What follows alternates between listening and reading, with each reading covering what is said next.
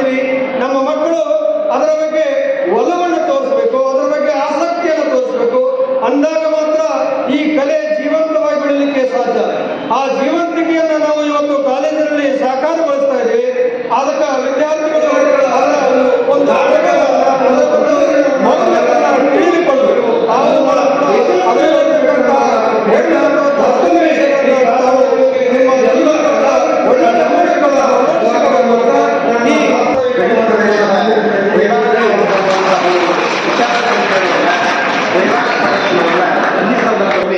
ಏರ್ಪಡಿಸಲಾಗಿದೆ.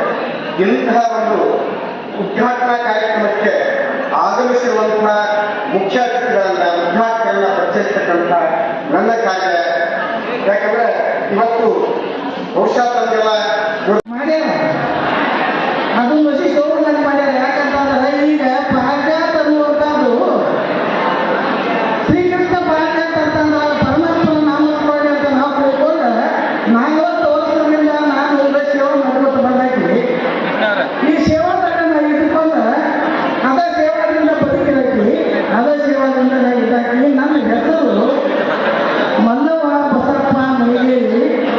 ಶ್ರೀಕೃಷ್ಣ ಪಾರಿಜಾತ ಅನ್ನುವಂಥದ್ದು ನನ್ನ ಕಲೆ ಮತ್ತು ಶ್ರೀಹರಿಕಲಾ ತಂಡ ಅನ್ನುವಂಥದ್ದು ಒಂದು ತಂಡ ಮಾಡಿ ಬರೀ ಬಯಲಾಟ ಅಲ್ಲ, ಅದೊಂದು ಪರಮಾತ್ಮನ ನಾಮಸ್ಮರಣೆ ಎನ್ನುವಂಥ ಮಾತಿನ ಜೊತೆಗೆ ಇಂದು ಬಯಲಾಟ ನಾಟಕ ಅಕಾಡೆಮಿ ವಿಶೇಷವಾಗಿ ಈ ಪಾರಿಜಾತ ಅಷ್ಟೇ ಅಲ್ಲ, ನಾಟಕ ಪರಂಪರೆಯನ್ನು ಉಳಿಸಿಕೊಂಡು ಹೋಗ್ತಾ ಇದೆ ಅಂತಕ್ಕಂಥ ಸ್ಮರಣೆ ಮಾಡುವುದರ ಹೊತ್ತಿಗೆ ಶಾಲೆ, ಕಾಲೇಜು, ವಿಶ್ವವಿದ್ಯಾಲಯಗಳಿರಲಿ, ಸಿನಿಮಾಗಳಿರಲಿ, ಆವಾಗ ಸಾಮಾನ್ಯ ಜನರಿಗೆ ಶಿಕ್ಷಣವನ್ನು, ಬೋಧೆಯನ್ನು, ನೀತಿಯನ್ನು, ಭಕ್ತಿಯನ್ನು ಹೇಳೋರು ಯಾರು ಅಂತಂದರೆ ನಮ್ಮ ಜನಪದದ ರಂಗಭೂಮಿಯ ಕೆಲಸವನ್ನು ಮಾಡಿದ ಬಹಳ ದೊಡ್ಡ ಜವಾಬ್ದಾರಿಯನ್ನು ಆ ಕಾಲಕ್ಕೆ ಅದನ್ನು ನಿರ್ವಹಿಸ್ತಾರೆ.